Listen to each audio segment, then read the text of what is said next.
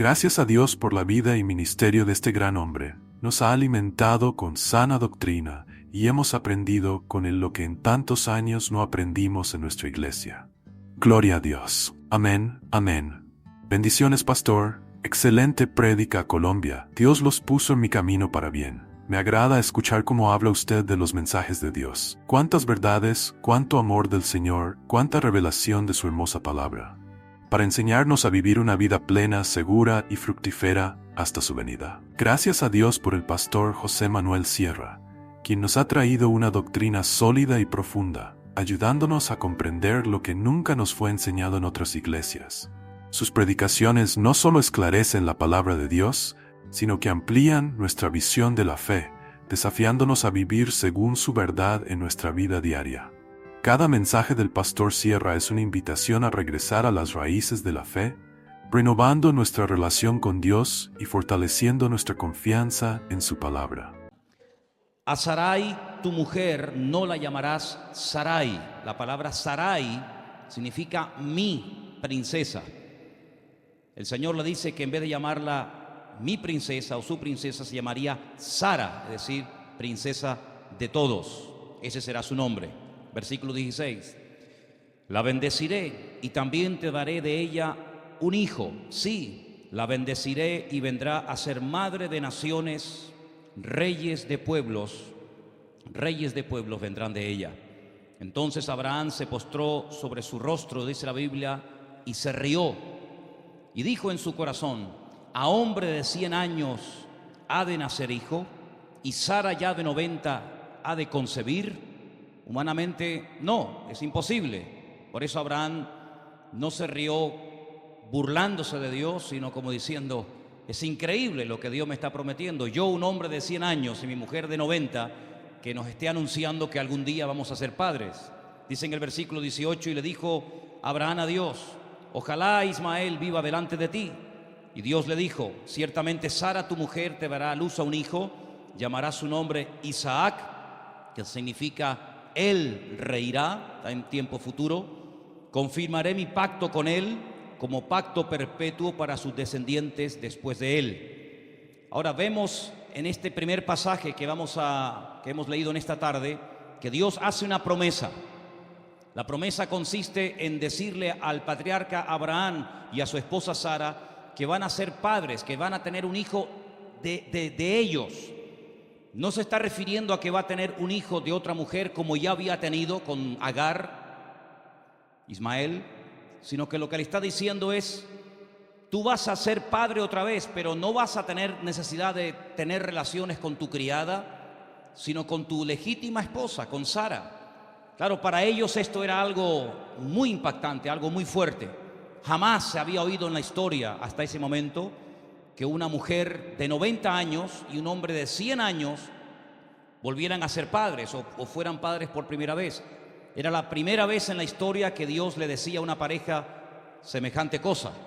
Además de eso, por otros pasajes bíblicos, no solamente vemos que era imposible debido a la edad de Sara, sino que además había un agravante. La Biblia dice que Sara era una mujer estéril. Así que por más que lo intentaran, por más que quisieran ser padres, nunca podrían serlo, porque la Biblia dice, repito, que Sara era una mujer estéril. Esa fue la razón por la que Abraham mantuvo relaciones después de haber tenido a Agar como sierva de su esposa por 10 años, porque ya ellos habían oído la promesa de Dios, pero sin embargo el niño no venía. Lo intentaban y un año y otro año, y sin embargo el hijo no venía. Y una de las primeras cosas que aprendemos del padre de Isaac es que a veces por precipitarnos en la vida, por pensar que Dios tiene un plan B, podemos cometer gravísimas equivocaciones. Dios nunca va a llegar tarde a tu hogar, a tu vida, a tu problema y a tu necesidad. Si vamos al Nuevo Testamento, sin olvidar el tema que estamos tratando en esta tarde, la Biblia nos enseña que hay un momento en el que el Señor Jesucristo es llamado urgentemente para que vaya a la casa de una persona que, según la Biblia, él amaba mucho. Lo amaba tanto y lo apreciaba tanto que cada vez que pasaba por su casa siempre se quedaba hospedado en la casa de él. Me refiero a Lázaro, cuyas hermanas eran, todos sabemos, Marta y María. La palabra de Dios nos enseña que Lázaro enfermó, no sabemos qué le ocurría, No sabemos qué problema tenía Lázaro, pero algo grave era cuando las hermanas de Lázaro le dicen: ven pronto porque al que tú amas está gravemente enfermo. Ellas sabían perfectamente que el Señor Jesucristo era una persona tremendamente ocupada. Muchas veces ni siquiera, según nos cuenta la Biblia, tenía tiempo ni para comer. Tenía que apartarse a lugares desiertos para poder tener un minuto de paz. Por lo tanto, cuando Él es requerido, cuando Él es llamado por las hermanas de Lázaro, es porque tiene que ser algo realmente grave. Sin embargo, dice la Biblia que Él no fue inmediatamente a auxiliar a su amigo. La Escritura dice que a propósito, con toda intencionalidad, Él fue 4 días después de haber sido llamado por Marta y por María. Cuando llegan, evidentemente, o humanamente hablando, era demasiado tarde. Lázaro ya no estaba enfermo, Lázaro ya había muerto y estaba más que sepultado. Las dos, tanto Marta como María, aquella que parecía más espiritual y la otra que parecía un poco más, entre comillas, materialista, las dos como que se unieron y le dijeron al Señor exactamente lo mismo: Señor, si hubieras estado aquí cuando te mandamos a llamar, nuestro hermano no habría muerto. En otras palabras, tenían un resentimiento. Se habían llevado aparentemente una tremenda desilusión. Siempre el Señor lo habían atendido muy bien. Se sentía muy cómodo, nunca le faltaba de nada en la casa de Marta, María y de Lázaro. Y el único favor que le piden no lo cumple. Y por eso las dos le reprochan al Señor diciendo como: ¿ahora para qué vienes? Ya es demasiado tarde. Si hubieras estado aquí hace 4 días cuando te mandamos a llamar, aún habría alguna posibilidad. Pero déjeme decirles algo: cuando humanamente hablando se han acabado las posibilidades, cuando el hombre dice imposible, esto ya no tiene remedio, ya no hay solución, es cuando Dios comienza a manifestar su poder y su gloria.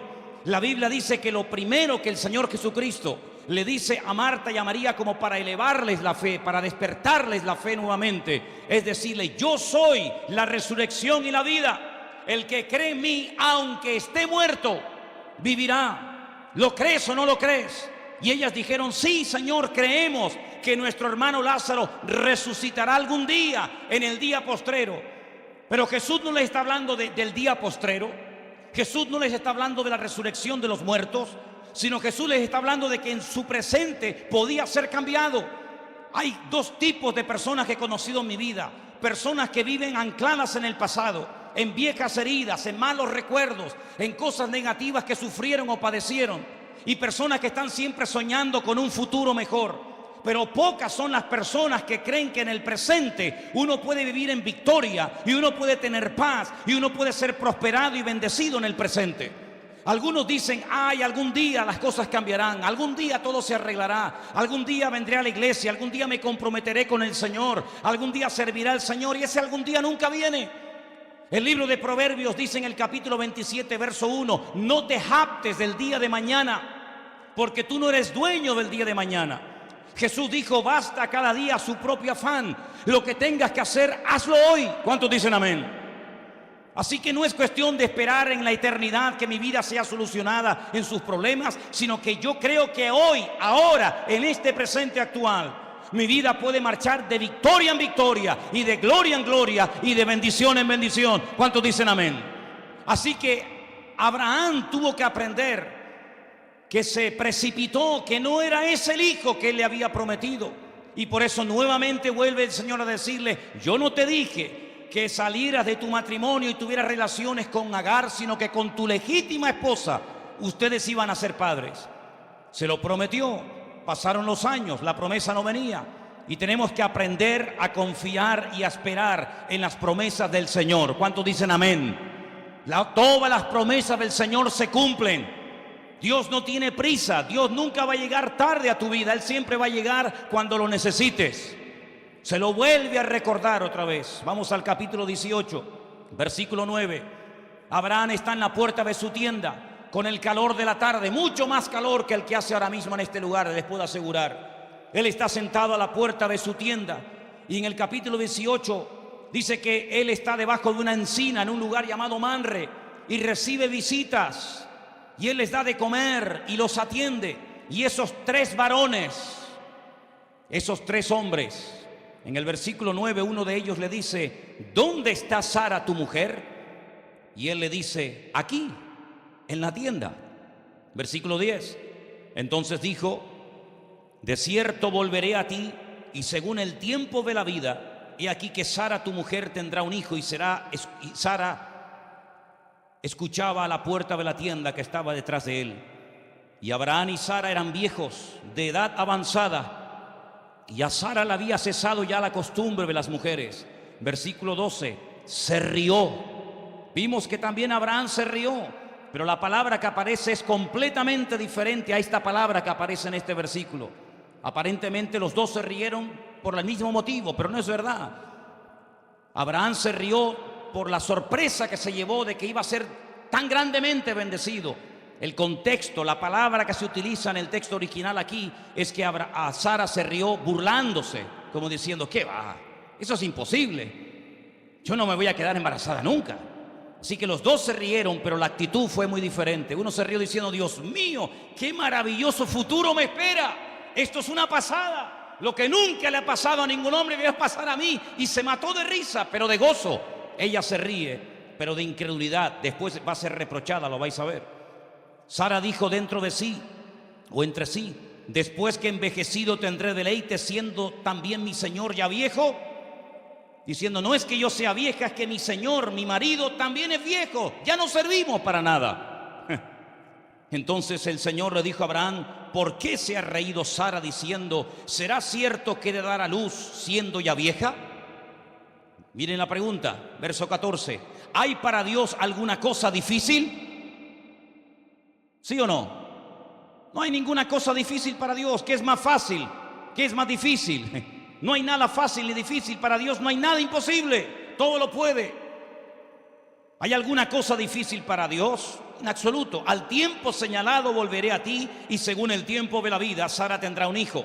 Entonces Sara negó diciendo: no me reí porque tuve miedo. Y él dijo: no es así, sino que te has reído. No quieres ahora excusarte diciendo que no te has reído, porque sí te has reído y sí te has burlado de la promesa de Dios. Así que hay varios momentos a lo largo de la vida de Abraham y de Sara en los que ellos reciben promesas. Y es muy importante en la vida, recuerda bien esto, querido hermano y hermana, recordar las promesas de Dios.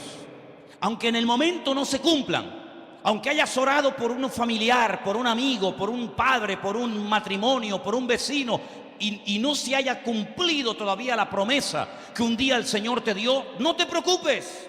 Espera en el Señor, encomienda al Señor tu camino, confía en Él y Él la hará cuando lo crea conveniente. Pasó el tiempo y el hijo no venía. Pero, amados hermanos, dice la Biblia que Dios no es hijo de hombre para que mienta, ni se arrepiente de lo que promete ni de lo que dice, sino que lo que promete lo cumple literalmente. Y esta tarde hemos leído en capítulo 21 cómo el Señor llegó el momento en el que visitó a Sara. Capítulo 21, nacimiento de Isaac. El Señor llega el momento en el que visita a Sara, y fuera de todo pronóstico, fuera de toda posibilidad, cualquier médico, cualquier ginecólogo hubiese dicho: imposible, olvídense de eso. No sé en qué religión se han metido ustedes, no sé a qué Dios están ustedes dirigiendo sus oraciones, no sé qué voz o qué visión habéis tenido, pero que se les quite, se les borre de la cabeza la posibilidad de ser ustedes padres. No lo fueron en su juventud, mucho menos lo van a hacer en su ancianidad. Sin embargo, el Señor esperó a que llegara el límite de toda posibilidad humana. Y cuando Abraham tenía 100 años, tuvo el honor y el privilegio de tener entre sus brazos nada más y nada menos que a su queridísimo hijo Isaac. ¿Cuántos dicen amén? Y me llama muchísimo la atención ver que la primera cosa que vemos en Isaac es que es una promesa cumplida. Una de las cosas que tenemos que tener en nuestra vida presentes es que hay miles, más de 8,000 y pico promesas en la Biblia para cada una de las circunstancias de la vida. Hay promesas para saber qué tengo que hacer, cómo tengo que comportarme, cómo tengo que orar en tiempos de crisis económica. Hay promesas en la Biblia que me dan esperanza en medio, hermanos, de un fracaso matrimonial. Hay promesas en la Biblia que me ayudan a soportar y a llevar con la fe y la gracia del Señor una enfermedad que por el motivo que ignoro puede ser que Dios haya permitido en mi vida. Hay promesas de Dios para cada circunstancia, para los jóvenes, para los niños, para los solteros, para las viudas, para los separados, para todos y cada uno de nosotros hay promesas de Dios. Y dice la Biblia que todas son sí y amén en Cristo Jesús. Solamente es cuestión de declarar la palabra, confiar en que esa palabra tiene poder y esperar en el tiempo de Dios. Y cuando Dios lo crea oportuno, cuando Dios lo crea conveniente, Dios va a responder conforme a su voluntad, basándonos en esa promesa. Hay gente que tiene mucha esperanza, mucha fe en promesas que los hombres han hecho, y así les va, se llevan tremendas desilusiones. Dice la Biblia: maldito el hombre que confía en otro hombre, mas bienaventurado el varón que confía en el Señor su Dios. Nosotros no creemos en un Dios muerto. Nosotros no creemos en un ídolo que tiene ojos y no ve, y tiene boca y no habla, y tiene oídos y no oye, y tiene pies y no camina. No dirigimos nuestras oraciones a muñecos hechos por las manos del hombre, sino dirigimos nuestras oraciones a un Dios que nos oye, un Dios que me conoce, un Dios que me liberta, un Dios que sabe lo que mi vida necesita en cada momento. Oramos al Señor. Cuando decimos en el nombre de Jesús, amén, el asunto lo ponemos en las manos del Señor. ¿Cuánto tiempo tengo que esperar desde que he orado hasta que Dios decida responderme? Nadie jamás te podrá responder a esa pregunta. Hay oraciones que Dios contesta así, en décimas de segundo. Hay oraciones que Dios tarda años, y hay oraciones que Dios tarda generaciones. Pero no hay ni una sola oración que caiga en saco roto, sino que Dios, que es el dueño del tiempo, que no hay ni un solo detalle de nuestra vida ni del universo que se escape de sus manos.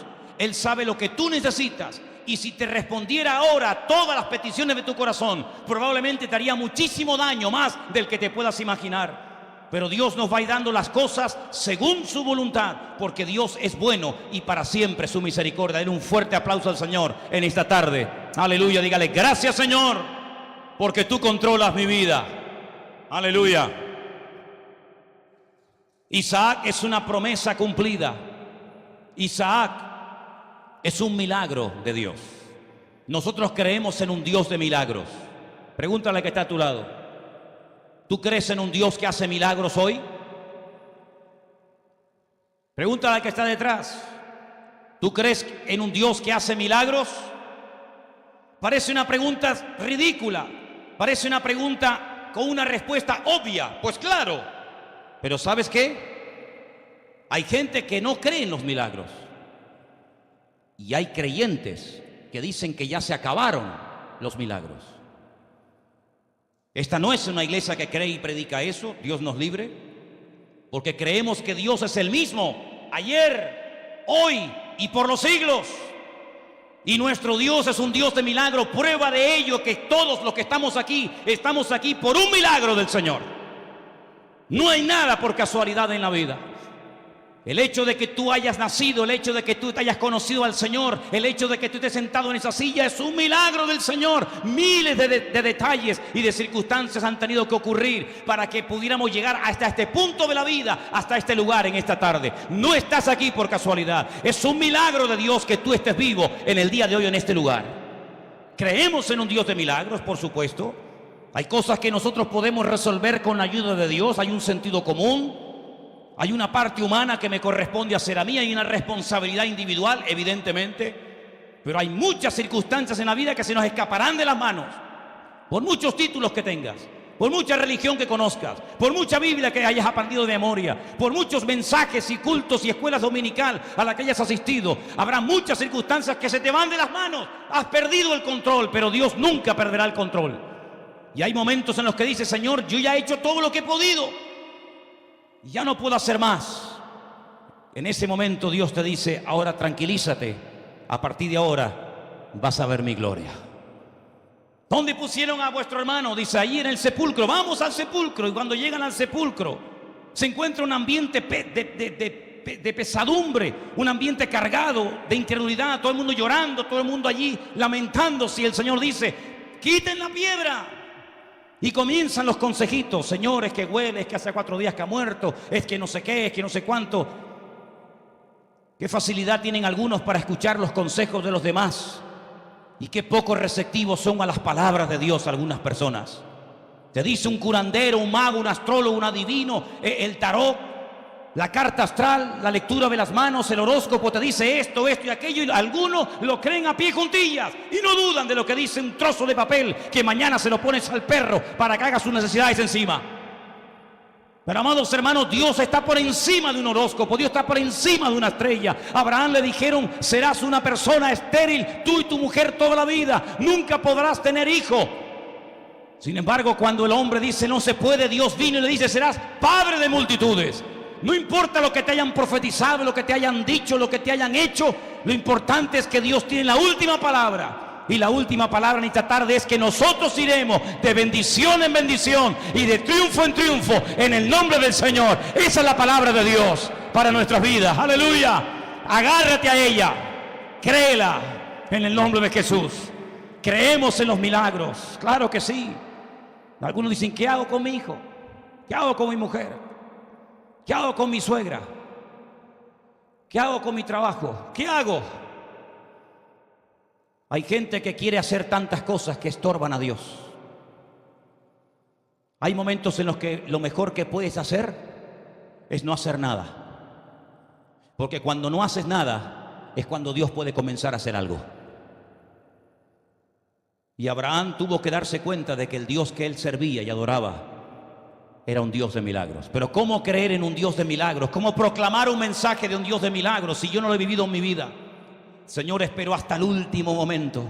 Cuando ya la ciencia, cuando ya no había posibilidad, ahí viene la bendición de Dios, ahí nació el milagro.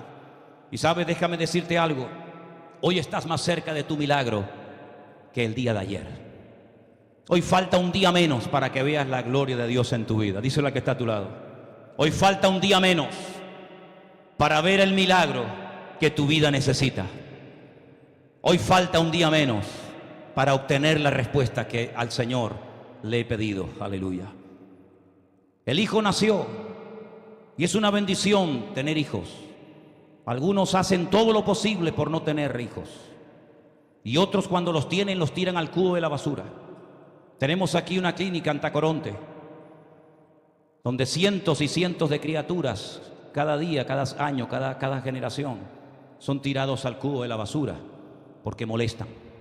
150.000, que se sepa, 150.000 criaturas, futuros arquitectos, abogados, pastores, evangelistas, músicos, ginecólogos, pintores, poetas, cantantes, fueron tirados el año pasado en nuestro país al cesto de la basura.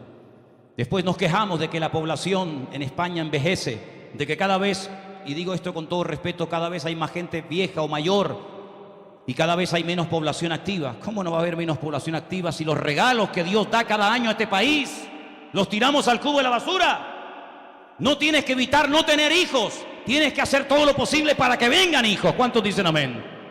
Ay, pero me están enseñando algo todo lo contrario. A mí me importa un pepino lo que te hayan enseñado en tu pasado. Yo lo único que te digo es que no evites el tener bendiciones en tu casa. Y la mayor bendición que un padre y una madre puede tener en la casa se llama tu hijo. Por muy rebelde que sea, por muy cabezón que sea, por muy testarudo que sea, por muy torpe que sea, por muy gordito, feo que sea, da igual. Un hijo es una bendición de Dios. Es un regalo que Dios nos hace. Y tienes que amarlo y aceptarlo tal y como Él es, con sus defectos y con sus virtudes. ¿O es que nosotros como padres no tenemos también virtudes y muchos defectos? Por supuesto que sí. Abraham se moría por tener un hijo de sus entrañas con su mujer. Y cuando lo tuvo, para él fue una alegría impresionante. Dos padres se encontraron hace años y uno le decía al otro: estoy harto de mi hijo, no quiere estudiar, es un vago, es un flojo, no quiere estudiar, no quiere hacer nada, está todo el día tirado viendo la televisión, es un desastre. Y le dice al otro padre: ¿y tú con tu hijo qué tal? Dice: yo no tengo ningún problema con mi hijo. No, dice: ninguno, mi hijo se murió el año pasado. Los hijos a veces dan problemas y dan disgustos, pero vamos a dejar las espinas a un lado y vamos a comernos el pescado. Y la realidad es que los hijos son la bendición de Dios. Y bienaventurado el que llenó su aljaba con ellos, dice la Escritura. Son una bendición de Dios. Ora por ellos, Bendícelos cada día, porque ellos son un regalo que el Señor, el Dios Todopoderoso, te ha hecho. Pero al mismo tiempo son una tremenda responsabilidad. Porque los hijos son primeramente como esponjas que aprenden por imitación.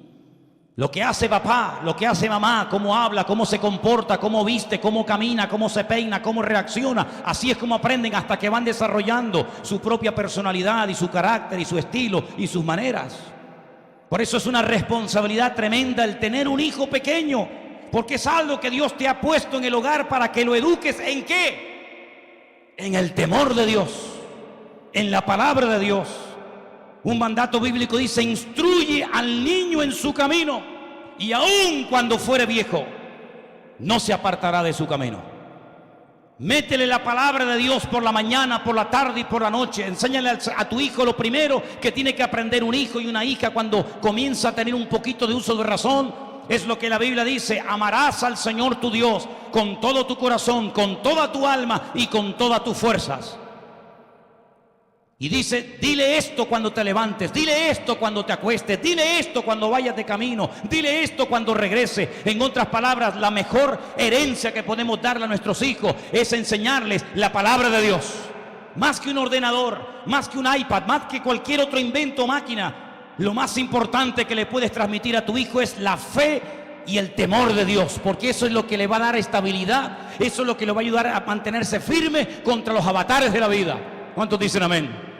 Dedícale tiempo, ora por ellos cada día, pregúntale si han leído la Biblia, pregúntale si han orado, pregúntale si tienen alguna duda, pregúntale si tienen algún problema. Invierte tu tiempo en ellos, no esperes a que te den un disgusto para comenzar a atender a sus preguntas. Hay a veces mensajes que no se dan con palabras, pero son más fuertes que las palabras. Y Abraham se tuvo que empapar en el conocimiento de Dios para transmitirle a su hijo el temor de Dios. Y fijaros hasta qué punto Isaac aprendió el temor de Dios, que cuando tenía 40 años, escuchen bien, no me he equivocado, cuando Isaac tenía 40 años, aún era soltero, su padre recibe un llamamiento divino. Su padre vivía en Beersheba, 75 kilómetros de Jerusalén, y el Señor le dice: suba a lo alto del monte Moriah. ¿Moriah de dónde viene? La palabra Moriah viene de la palabra mirra. Sube al monte donde un día se va a poner un incienso de mirra. Sube a ese monte y elévalo. Sacrifícalo sobre un altar y preséntalo delante de mí. Caminaron 3 días a razón de 25 kilómetros por día. Un hombre de más de 100 años de edad, 25 kilómetros un día, 25 kilómetros otro día, finalmente 75 kilómetros. Llegan al pie de la montaña y con varios criados o siervos y le dicen: quedaros aquí, que yo y mi hijo iremos, subiremos, adoraremos y volveremos. Cuando llegaron o estaban subiendo, según dice la historia, al monte Moriah, el hijo, que había ido muchas veces con su padre a presentar sacrificio, le dice: padre, veo que una vez más traes el fuego, veo que traes la leña, veo que traes el cuchillo bien afilado, pero hoy observo algo distinto. Hoy no veo el cordero, hoy no veo el sacrificio. Y su padre le dice: el Señor proveerá de sacrificio. Suben a lo alto del monte Moriah y en 2 ocasiones, lean el capítulo 22 de Génesis, en 2 ocasiones dice: y ambos iban juntos. Ambos iban juntos, no iban peleando, no iban diciendo: bueno, a ti Dios me habló, pero a mí no, sino que ambos iban en armonía. Lo ata de pies y de manos, lo pone sobre un altar, ve a su padre sacar un cuchillo para cortarle el cuello y degollarlo. Y en ningún momento Isaac protesta, en ningún momento se rebela contra la voluntad de Dios, sino que él es no solamente una promesa, no solamente es un milagro, sino que él es un ejemplo de sometimiento a la voluntad de su padre. ¿Cuántos dicen amén? No hay bendición más grande para un hijo que obedecer y someterse a su padre en las cosas del Señor. ¿Cuántos dicen amén? La Biblia nos enseña que los hijos de por vida, esto no es hasta los 18 años como algunos dicen por ahí, de por vida los hijos y las hijas tienen la obligación de honrar a su padre y a su madre, para que tus días se alarguen sobre la vida, para que seas bendecido y para que seas prosperado en la tierra. Así que Isaac es una promesa cumplida, es un milagro, es un ejemplo de obediencia y de sometimiento, pero también Isaac es una bendición. Vengan conmigo a Génesis capítulo 25, versículo 11. Ya Isaac es grande, ha crecido, su padre ha muerto, su madre también. Están sepultados en la cueva de Macpela, en la localidad, en el pueblo de Hebrón. Y hay un momento en el que las cosas comienzan a ponerse difíciles en Canaán. Hay hambruna, hay escasez de alimentos, no llueve. Y él tiene la tentación de bajar a Egipto como su padre antaño había bajado. Pero fijaros qué interesante esta historia. Génesis 25, verso 11 dice: sucedió después de muerto Abraham que Dios bendijo a Isaac su hijo, y habitó Isaac junto al pozo del viviente que me ve, Beer Lahai Roí, el viviente que me pastorea. El Salmo 23 dice Adonai Roí, y se ha traducido el Señor es mi pastor. Y aquí dice que este pozo se llamaba el pozo del viviente que me ve, Beer Lahai Roí, el viviente que me observa, el viviente que me pastorea. Allí estaba. Y es interesante notar en el capítulo 26, versículo del 1 en adelante: después de esto hubo hambre en la tierra. Además de la primera hambruna que hubo en los días de Abraham, se fue Isaac a Abimelech, que era el rey de los judíos en una región llamada Gerar. Se le apareció el Señor y le dijo: no desciendas a Egipto, habita en la tierra que yo te diré. No se te ocurra salir del lugar donde estás viviendo. Seguramente Isaac podía haber dicho: pero mi padre fue a Egipto, ¿por qué no puedo hacer yo lo que mi padre hizo? Porque nosotros no tenemos que imitar a nadie, nosotros tenemos que obedecer las instrucciones de nuestro Dios. A veces nos justificamos. ¿Y él? ¿Y mira lo que hace fulano? Y le dijo una vez el Señor a un gran varón de Dios llamado Job: ¿me vas a condenar a mí para justificarte tú? A veces queremos siempre buscar a alguien que peque más que nosotros, o que lleve una vida más desordenada que nosotros, como para tener una justificación para probar nuestro desorden personal. Pero la Biblia nos enseña que Dios le dijo a Isaac: tú no tienes que moverte de aquí, sino quédate donde vives. Y dice el versículo 3: habita como forastero en esta tierra. Habita pero como forastero, si no eches raíces. En cualquier momento te puedo desplazar y te puedo mover de un lugar a otro. No hagas planes demasiado largos. Habita pero como extranjero, como forastero. Yo estaré contigo. Versículo 3: te bendeciré, porque a ti y a tu descendencia daré todas estas tierras, y le confirmaré el juramento que hice a Abraham tu padre. Sigue diciéndole el Señor, verso 4: multiplicaré tu descendencia como las estrellas del cielo, y daré a tu descendencia todas estas tierras, y todas las naciones de la tierra serán benditas en tu simiente. Por cuanto oyó Abraham mi voz y guardó mi precepto, mis mandamientos, mis estatutos y mis leyes. Era una tentación y un acto de fe tremendo el no descender a Egipto. Aquí no tengo agua, en Egipto hay agua. Aquí no hay comida, en Egipto hay abundancia de comida. Aquí no llueve, aquí no tengo nada, no tengo presente ni tengo futuro. La tentación es salir corriendo de esta situación. Dios le dijo: no lo hagas, fíate de mí. Te voy a multiplicar, te voy a bendecir, te voy a dar todas estas tierras, pero vive en este lugar y no te muevas. Si nos vamos al versículo 12 del mismo capítulo, Isaac, viendo que no podía, porque Dios no se lo permitió irse a otro país, sembró Isaac en aquella tierra. Mi pregunta es: ¿a qué se refiere la Biblia cuando dice en aquella tierra? Bueno, por otros capítulos y por el contexto sabemos que Isaac vivía en Beersheba. No es una tierra fértil, no es una tierra de regadío, de agua, de ríos. Todo lo contrario, hermanos, hasta el día de hoy. Pero él se fió de Dios y él comenzó a sembrar en pleno desierto. Y algunos dirían: pero esto es una locura. Algunos también le habrán dicho a Abraham: es una locura lo que te nos está diciendo, de que tú vas a ser padre con 100 años y tu mujer Sara va a ser una mujer que se va a quedar embarazada con 90. Pero Isaac sabía que su padre creía en un Dios de milagros. Por lo tanto, lo que él hace es decir: voy a imitar la fe de mi padre, voy a sembrar en el desierto. ¿Y qué pasó? Dice la palabra de Dios, versículo 13: el varón, cosechó aquel año 100 por 1. Y el Señor le bendijo. Y el varón se enriqueció y fue prosperado y se engrandeció hasta hacerse muy poderoso. Y tuvo hato de ovejas y hato de vacas y mucha labranza, y los filisteos le tuvieron envidia. La bendición siempre despierta envidia. No hay una persona que sea bendecida que otras personas no le tengan envidia y celos. Tienes que partir de la base: si quieres ser bendecido, te tendrán envidia, celos, y serás perseguido a causa de la unción que Dios ha puesto en tu vida. Nunca tendrán envidia de uno del montón. Nunca tendrán envidia de un carnal. Nunca nadie tendrá ningún deseo de imitar a uno que no ha hecho nada en la vida más que quejarse y deambular de un lugar a otro sin hacer nada ni dar un palo al agua. Pero tuvieron envidia de Isaac. ¿Por qué? Porque lo vieron bendecido. Porque fuera de toda posibilidad de cosechar en el desierto, él cosechó. Y no solamente cosechó, sino que sus animales se reproducían de una forma sobrenatural, porque tenemos un Dios sobrenatural. ¿Cuántos dicen amén?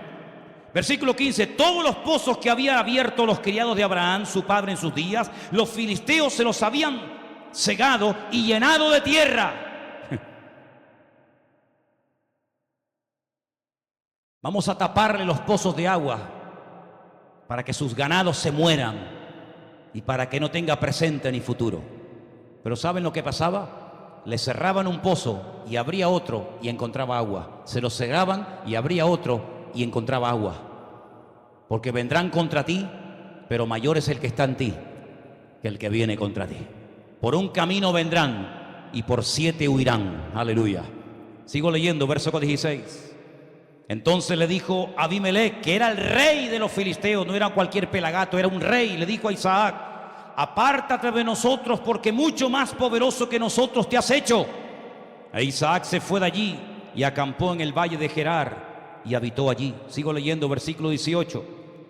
Y volvió a abrir Isaac los pozos de agua que habían abierto en los días de Abraham su padre, y que los filisteos la habían cegado después de la muerte de Abraham, y llamólos por los nombres que su padre los había llamado. Pero cuando los siervos de Isaac cavaron en el valle y hallaron allí un pozo de aguas vivas, los pastores de Gerar riñeron con los pastores de Isaac diciendo: el agua es nuestra. Por eso llamó el nombre del pozo Esek, porque había altercado con ellos. Abrieron otro pozo y también riñeron sobre él, y llamó su nombre Sidna, y se apartaron de allí y abrió otro pozo y no riñeron sobre él, y llamó su pozo Rehobot, y dijo: porque ahora el Señor nos ha prosperado y fructificaremos en la tierra. Y de allí subió a Beersheba. En otras palabras, todo el mundo, no solamente él, sabían y reconocían que la bendición de Dios estaba con Isaac. Es decir, algo bueno hizo Abraham con su hijo, y fue transmitirle, contagiarle la bendición espiritual a su hijo. ¿Cuántos dicen amén?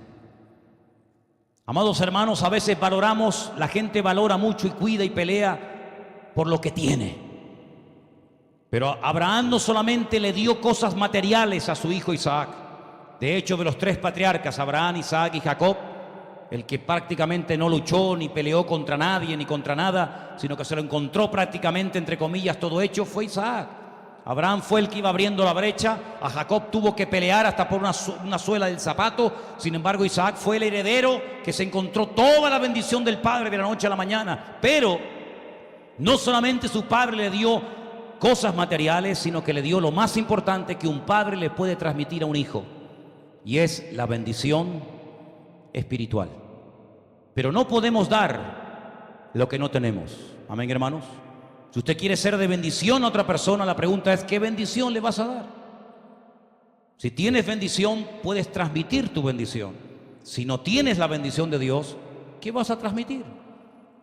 Si tienes un conocimiento de parte del Señor, puedes transmitir y enseñar ese conocimiento a otro. Pero si no lo tienes, ¿qué conocimiento vas a transmitir? Si tienes fe firme y robusta en el Señor, puedes enseñarle a otros a vivir por fe en el Señor. Pero si tú no sabes usar esa fe, ¿qué fe le vas a enseñar a otras personas? Abraham le transmitió la fe a su hijo Isaac.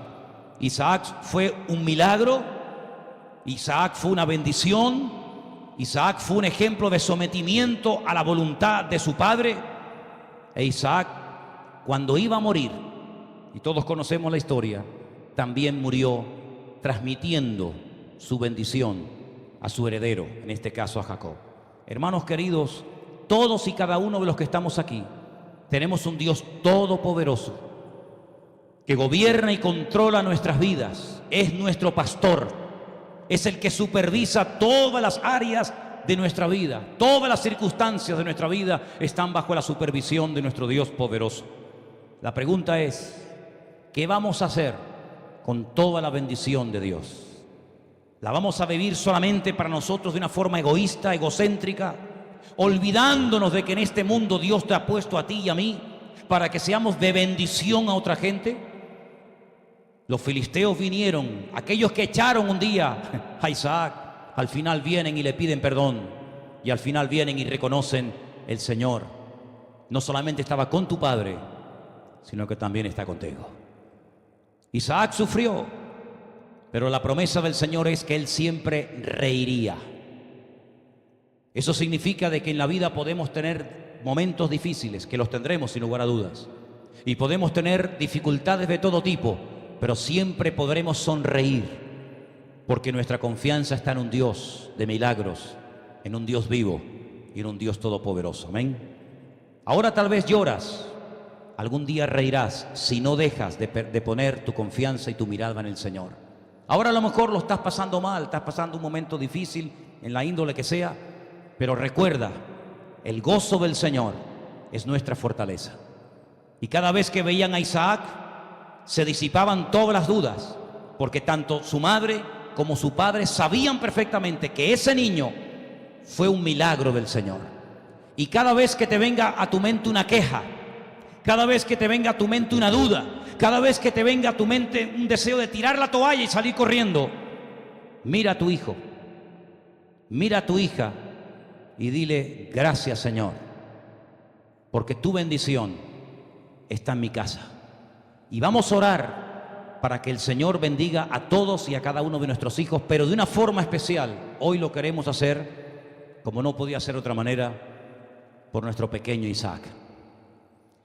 Ha nacido hace una semana, 10 días. ¿Cuánto? ¿Por ahí? ¿10 días? ¿Sí? Y hoy queremos orar por él y bendecirlo y darle públicamente gracias al Señor por el privilegio que nos da de poder verlo. Y vamos a orar para que la bendición del Señor siempre esté sobre su vida, pero sobre todo, en estos primeros años, orar por sus padres, para que el Señor les dé mucha sabiduría y nunca se aparten de la palabra de Dios ni a derecha ni a izquierda, sino que siempre estén bien firmes sus ojos y su vida en el Señor, para que esa fe y esa constancia se la puedan enseñar a Isaac. Voy a pedirle a Anderson y a Vanessa que suban un momentito aquí arriba, por favor, y vamos a orar por Isaac.